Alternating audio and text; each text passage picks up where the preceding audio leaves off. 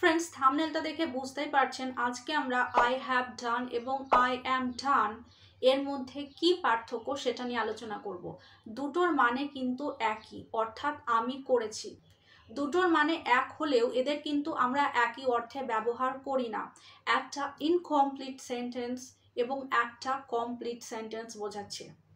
চলুন দেরি না করে এই দুটোর মধ্যে বেসিক যে ডিফারেন্স আছে সেটা জেনে নিই। প্রথমে আসি এই দুটো সেন্টেন্স কোন টেন্সে আছে।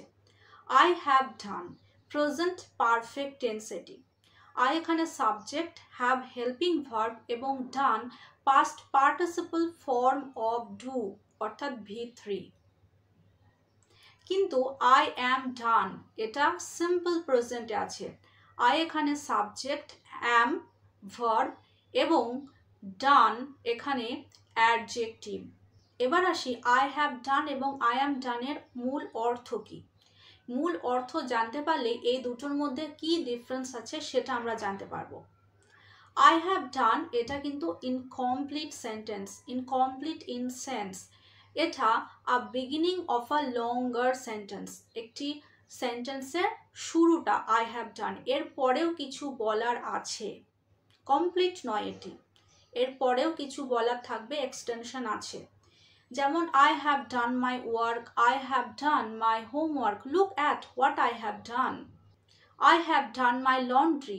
এই সমস্ত সেন্টেন্সগুলো দেখুন, এখানে আই হ্যাভ ডানের পরেও কিছু বলার আছে, তারপর সেন্টেন্সটি শেষ হয়েছে।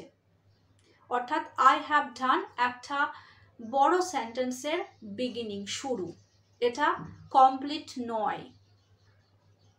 অর্থাৎ এমন একটা ঘটনা যা পাস্টে হয়ে গেছে। হ্যাঁ, ঠিকই শুনেছেন, পাস্টে হয়ে গেছে। Those activities are finished, they are done, means that these things happened in the past.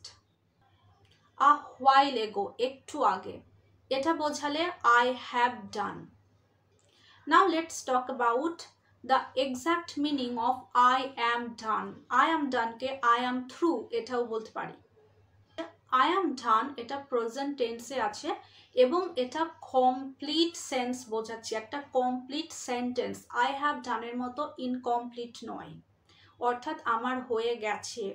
একটা কাজ কেউ করতে দিয়েছিল বা আমি কোনো কাজ করছি, সেটা কমপ্লিট হয়ে গেছে, যখনই ফিনিশ হয়ে গেল তখন আমি বললাম আই অ্যাম ডান, অর্থাৎ আমার হয়ে গেছে, অর্থাৎ সেই কাজটি আমি করে নিয়েছি বা করে ফেলেছি।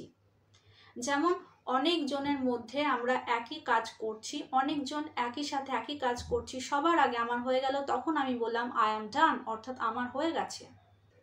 বা কোনো একটা কাজ আমি করছিলাম, সেটা শেষ হয়ে যাবার পরে আমরা বলি আই অ্যাম ডান, অর্থাৎ আমার হয়ে গেছে।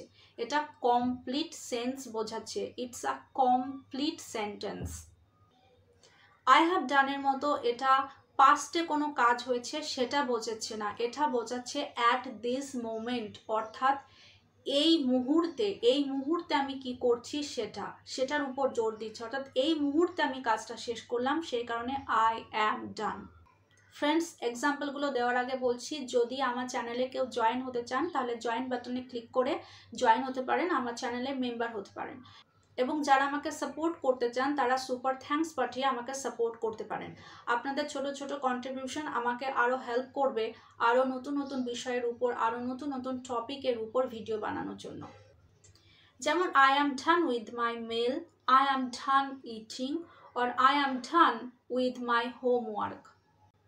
সো ফ্রেন্ডস, আজকে আমরা আই হ্যাভ ডান এবং আই অ্যাম ডানের মধ্যে কি ডিফারেন্স সেটা নিয়ে আলোচনা করলাম।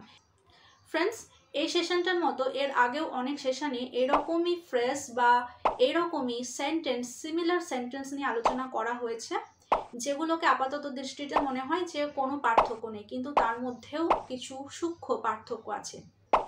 যদি এই ধরনের সেন্টেন্স বা ফ্রেজের মধ্যে কি পার্থক্য আছে সেটা জানতে চান তাহলে অবশ্যই ডেসক্রিপশন বক্সটা চেক করে নেবেন।